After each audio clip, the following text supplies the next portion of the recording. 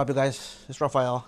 Today we're gonna do a little bit of unscripted, more of like just talking with you guys video, because we have officially gotten our first ever chargeback. I'll put a screenshot of that here. I found it funny because it's my first one after what? I think we're shooting to 900 orders now. We've done over 900 orders, which is crazy to think about. So this chargeback, funny thing is that I never shipped it. I never shipped the order because I saw it, the system caught it. Shopify is really good about giving you alerts and telling you, hey, you may look into this because it doesn't look right. You're using a proxy server. You know, there's a lot of data that you get with every order. You can see a lot. And so it raised flags for me, and I emailed the user and I said, hey, just want to double check, make sure that this is you, this is the shipping address, this is the billing, the name is right. Just kind of like double checking the order, right? I never got a reply. Following day, I emailed again and I said, hey, just following up. You just want to make sure that this order, you know, is legitimate and you actually meant to put it. I see that the billing doesn't match the shipping address, you know, the whole 9 yards. And that same day at night, I got a chargeback for the whole transaction. And I was like, go figure, go figure. So my assumption is that probably somebody got a hold of somebody's credit card and used it to purchase from my site to try to get product shipped to themselves. The person realized it and then created the chargeback, and then the other person hoped that I had already shipped the item. That's just all speculation. I'm not sure what all happened, but it's our first chargeback ever. As you can see, I did get charged a $15 fee from Shopify for processing it. At this point, my efforts in trying to build the business and doing everything that we're doing on top of having a full-time job, I work in IT, I have a 9 to 5, and you know, kids, family, summer, and everything. And I said, you know what, it's not worth the headache to deal with.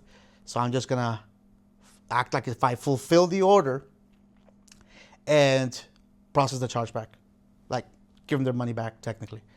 I didn't lose the product because I didn't ship it. So it was just basically a wash, except for the $15 fee. I just basically took a hit on that. I just didn't want to deal with it.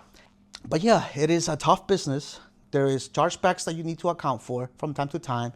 I've been doing this for 4.5 months now. And by the way, officially as of today, June 24th, it's 1 in the morning already. I always find myself recording videos at midnight and 1 a.m. This is how you know how tough the TCG business can be, when you find yourself recording this late at night because you're busy packing orders, inventory, and all these other things that goes with it. Anyway, we have reached $100,000 in revenue. And at the beginning of the channel, I used to talk about this more openly. I used to start my videos with this. I stopped because I don't want to come off as arrogant or show off. I don't want to do this. So I kind of stopped talking about what the revenues, because they kept building up.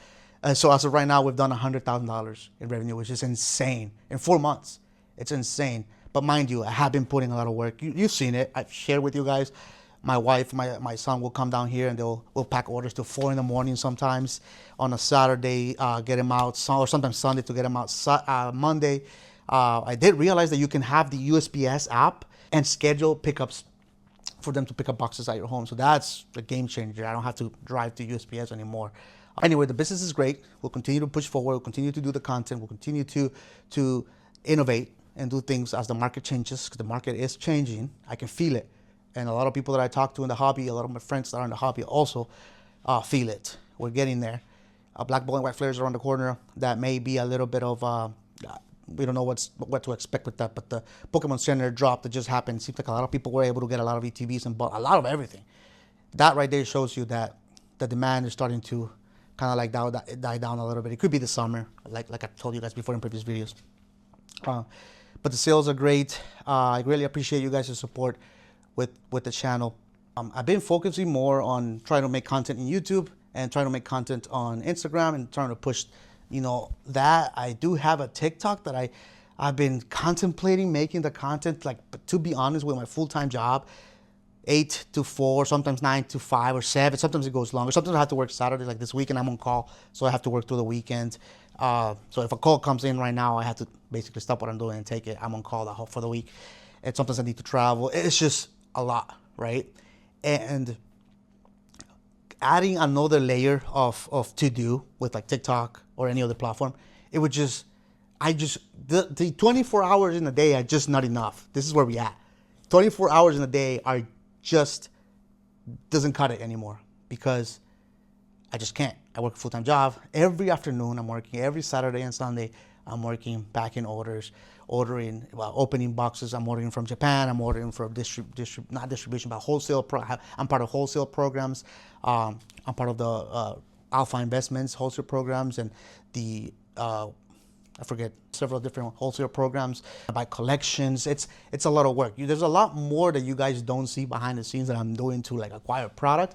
I barely have enough time to make videos like this and to make content, let alone, do more. But I think things are gonna slow down, and when they do, when the market turn, I think hopefully I'm able to be in a better spot, because I am very, very aggressively trying to get distribution access. I have talked to several different distribution people and salespeople, and I'm working on it.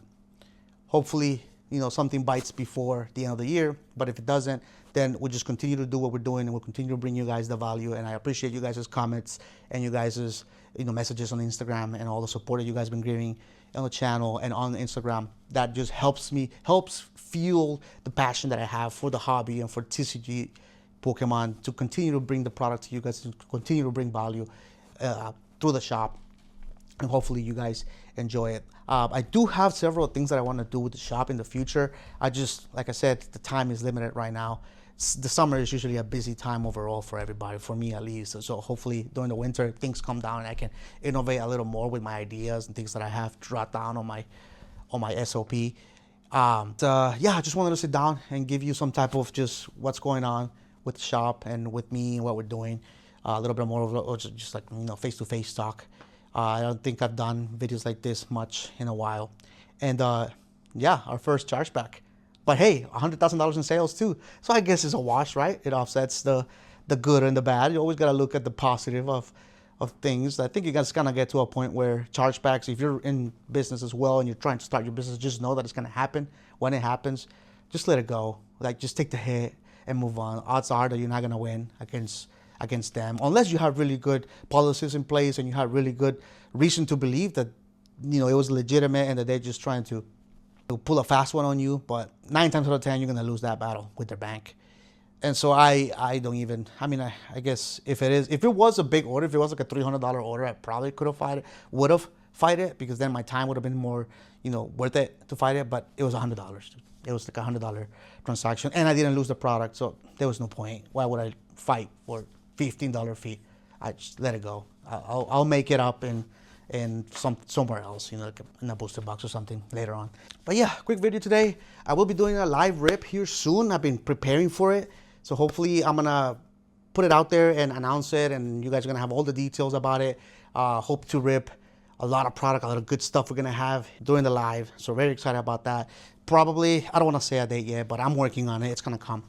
So again, thank you guys for your support. And as always, stay positive, keep your head up, and I'll see you guys in the next one. Peace.